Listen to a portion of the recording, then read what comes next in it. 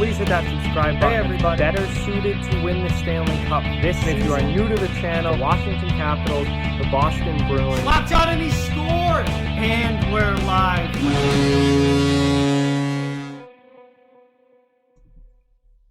The NHL draft is always one of the most exciting hockey events of the year.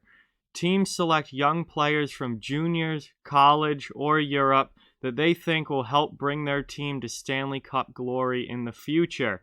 Sometimes those picks work out, sometimes they do not.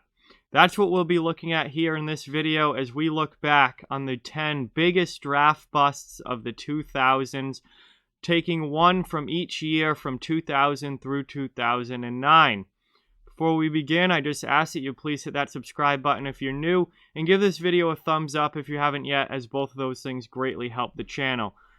Let's get into it here, starting in the year 2000, where the biggest draft bust was certainly first overall pick, goaltender Rick DiPietro, who went to the New York Islanders. First overall, with the hopes of being a franchise-changing player. Unfortunately, injuries ravaged his career, and he only went on to play 318 NHL games, putting together a very mediocre record of 130, 136, and 36, with a poor .902 save percentage and a 2.87 goals against average.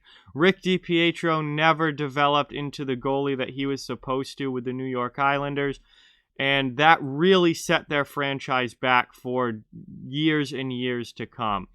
DiPietro largely failed because of injuries, and I think could have been the goaltender that the Islanders were looking for when they drafted him, but the constant injuries and not being able to live up to that draft position really makes DiPietro not only the biggest draft bust of 2000, but one of the biggest draft busts of all time in NHL history. Whenever you take a goaltender first overall, they better be a high-end starting Vezina-level goaltender, and DiPietro was never even close. 2001. The biggest draft bust of 01 was Alexander Svitov, a forward taken third overall by the Tampa Bay Lightning. Svitov never found his game at the NHL level, playing less than 200 career games and only scoring 13 goals and 24 assists for 37 points in those 179 games played. He also had a -22 rating. Absolutely never came close to being worthy of a first-round pick, let alone a third overall selection. When you are picking in the top three, those are supposed to be guarantees. Those are supposed to be guys that at the very least will be a long-time middle-of-the-lineup NHL player, and at the very best become a superstar. Svitov could never even stick at the NHL level, only playing 179 games, and was a complete letdown for the Tampa Bay Lightning. 2002, the biggest draft bust of 02 was center Petr Taticek, taken 9th overall by the Florida Panthers, and he only went on to play 3 career games in the NHL. Had 0 goals, 0 assists, 0 points, and an even rating, and barely even touched NHL ice. Taticek was certainly a huge failure for being a top 10 pick, and absolutely never came close to being what the Florida Panthers were hoping for. Unfortunately, for them, the Panthers struggled through most of the 2000s as a franchise, and bad drafting was certainly a reason why, and Taticek is just another tough draft pick here for the Florida Panthers, who never lived up to be the player that he was supposed to be. Moving on now to 2003, the biggest bust of the 2003 draft was certainly Hugh Jessiman, a right wing taken 12th overall by the New York Rangers. The 2003 draft is lauded as one of, if not the greatest draft of all time. So many talented players came out of 2003. So many players taken that year have played over 1,000 career games. It was hard to miss in the 2003 draft.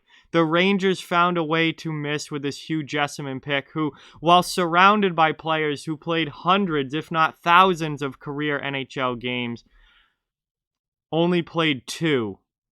and had no goals, no assists, and no points, and a -1 rating. So this was obviously a huge miss for the Rangers at 12th overall, and they literally could have picked almost anyone else taken in that first round in 2003 and would have been fine, but they took Jessiman, and he never panned out as an NHL player.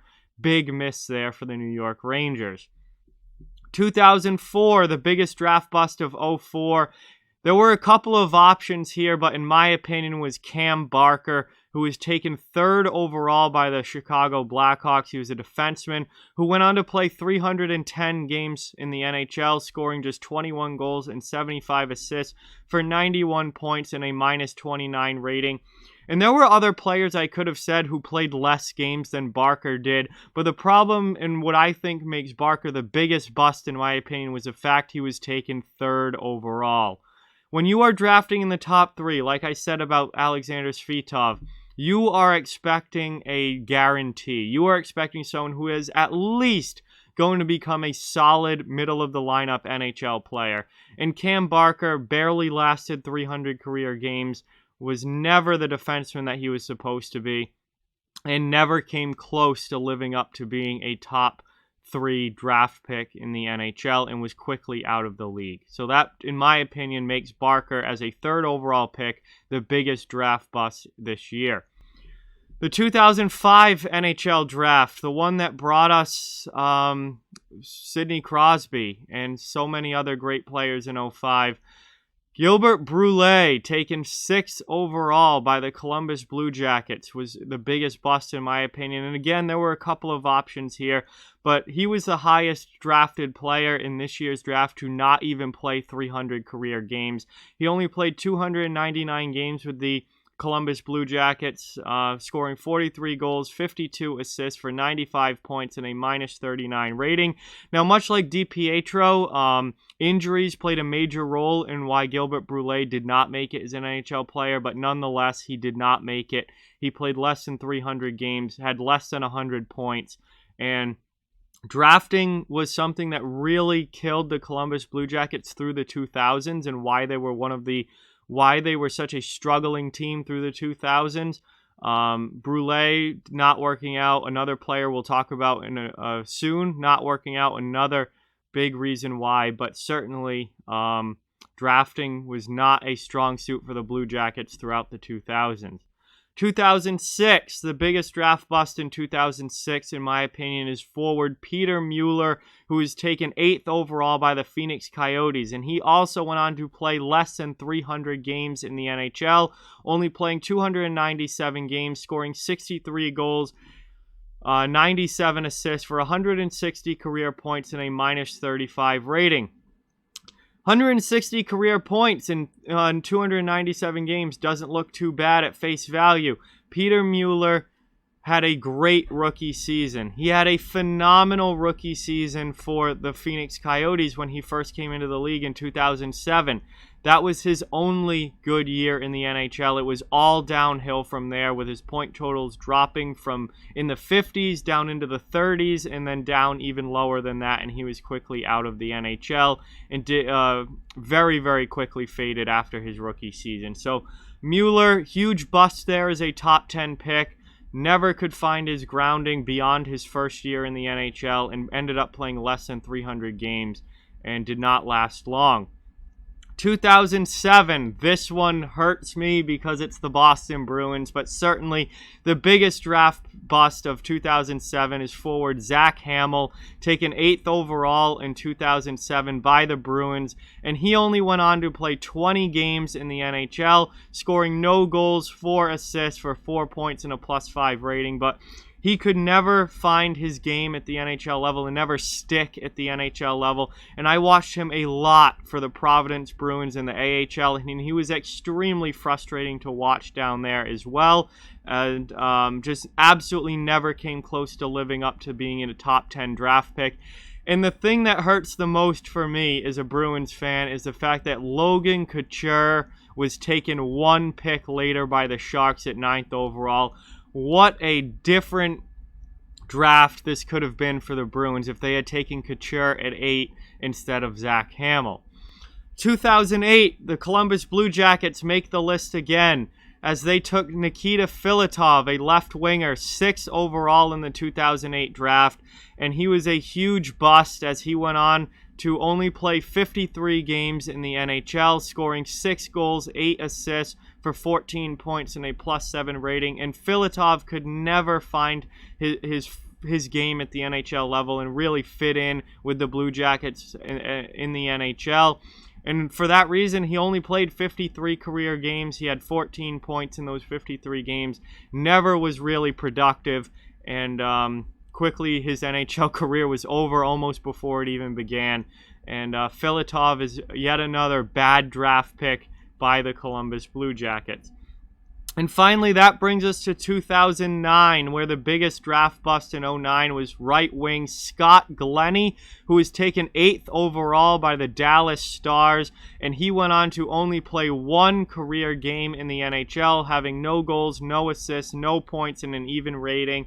And that was the only time he would touch NHL ice, and he obviously never panned out for Dallas and could, really never even played in the NHL other than that 1 game. So, big miss there for the Dallas Stars, to say the least, and a massive bust in that 2009 draft.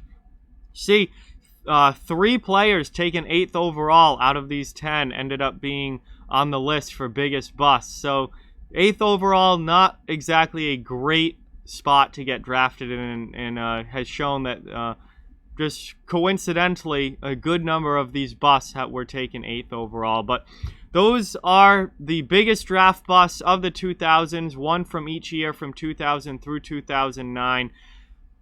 Let me know what you think down in the comment section below. Would you have put anyone else on the list instead of the player that I put? But these guys all certainly never worked out at the NHL level and never lived up to their draft position. So with that, like, comment, share, subscribe, follow on social media. All those links are down in the description. If you'd like to further support the channel, the links to our Patreon, merchandise store, and donation link are in the description as well. Keep spreading the word about this channel. Let's keep this thing growing. Thank you very much for watching. Hope you enjoyed the video, and I'll talk to you guys soon.